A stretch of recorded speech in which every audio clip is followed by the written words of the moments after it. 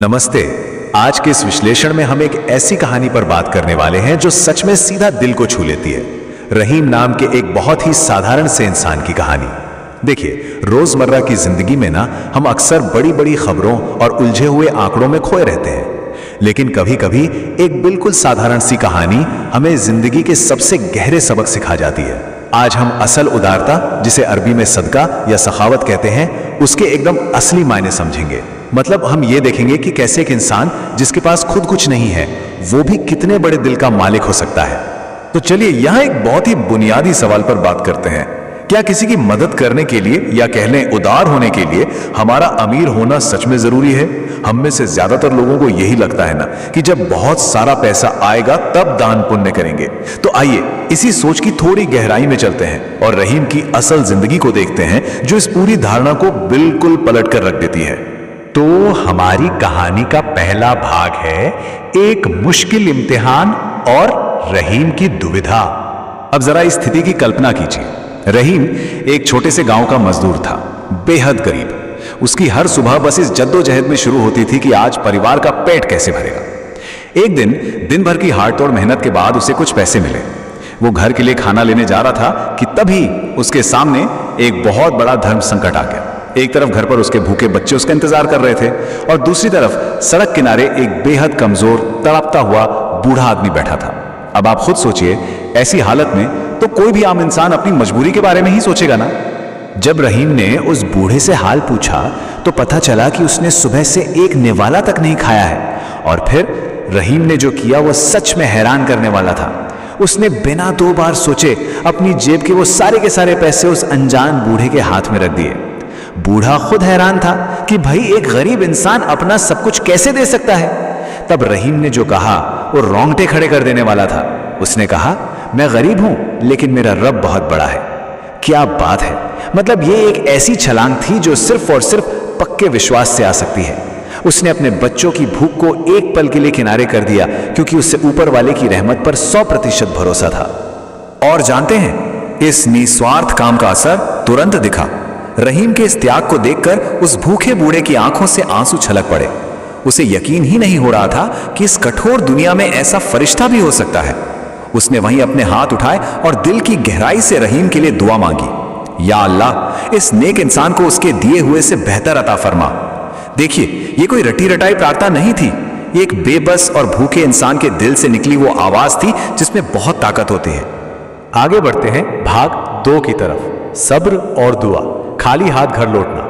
अब बूढ़े की भूख तो मिट गई, लेकिन जमीनी हकीकत यह थी कि रहीम के हाथ अब बिल्कुल खाली थे। जरा सोचिए उस पिता और पति के बारे में जिसे खाली हाथ घर लौटना पड़ रहा है। यह दुनिया के सबसे भारी कामों में से एक है। खैर, जब वो घर पहुंचा और उसने अपनी पत्नी को सच सच सब बता दिया, तो उसकी पत्नी का जो जवाब था ना, उसने पूरी कहानी का रुख ही बदल दिया। शिकायत करने या रोने धोने के बजाय उसने बस इतना कहा, आपने अच्छा किया, हमारा रब हमारी हालत जानता है। यह बात बिल्कुल साफ दिखाती है कि उन दोनों के बीच कितना गहरा तालमेल था और उनका सब्र कितना अटूट था। उस रात उन्होंने खामोशी से सब्र का दामन थामे रखा। अब आते हैं भाग 3 पर, ईमानदारी का इनाम, यानी एक नई शुरुआत। अगली सुबह सूरज निकलने के साथ ही कहानी एक नया मोड़ लेती है।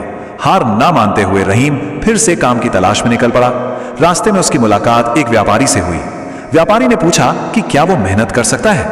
रहीम का जवाब बिल्कुल साफ था, वो कोई भी हलाल यानी ईमानदारी का काम करने को पूरी तरह तैयार था। व्यापारी ने उसे अपने गोदाम में काम दे दिया। अब रहीम ने वहां अपनी जी जान लगा दी। उसकी ये ईमानदारी और लगन देखकर व्यापारी इतना खुश हुआ कि उसने न सिर्फ मजदूरी बढ़ा दी, बल्कि उसे एक पक्की नौकरी भी दे दी। मतलब रातों रात उस परिवार की रोज रोज की अनिश्चितता हमेशा के लिए खत्म हो गई। अब अक्सर होता क्या है, जब इंसान के पास पैसा आता है ना, तो वो अपने पुराने संघर्ष के दिनों को भूल जाता है।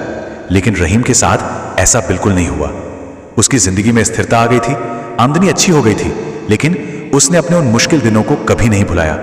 उसकी आर्थिक स्थिति जरूर बदली थी, पर उसका दिल बिल्कुल वैसा ही था।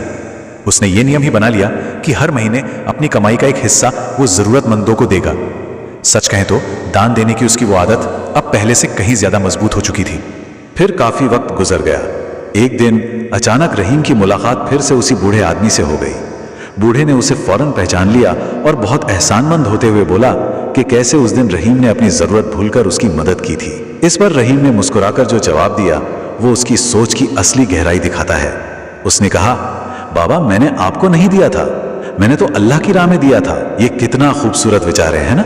रहीम ने यह साबित कर दिया कि उसने वो काम किसी इंसान से तारीफ पाने या व्यक्तिगत आभार के लिए नहीं किया था। उसका सच्चा इरादा सिर्फ और सिर्फ ऊपर वाले की खुशी हासिल करना था।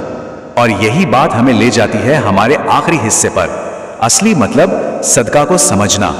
तो मुख्य बात यह है कि रहीम की यह कहानी कोई इकलौती घटना नहीं है, ये एक बहुत बड़े नैतिक और आध्यात्मिक फलसफे को हमारे सामने रखती है।